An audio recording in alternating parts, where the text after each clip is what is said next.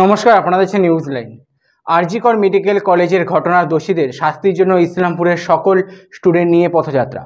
উত্তর দিনাজপুর জেলার ইসলামপুর শহরের বাস টার্মিনাল থেকে এই মিছিল শুরু হয়, গোটা শহর পরিক্রমা করে। ছাত্রছাত্রীদের সংখ্যা ছিল ব্যাপক আকারের। সেখানে প্রত্যেক ছাত্রছাত্রী দাবি করেন আরজি কর মেডিকেল কলেজের ঘটনার দোষীদের শাস্তি।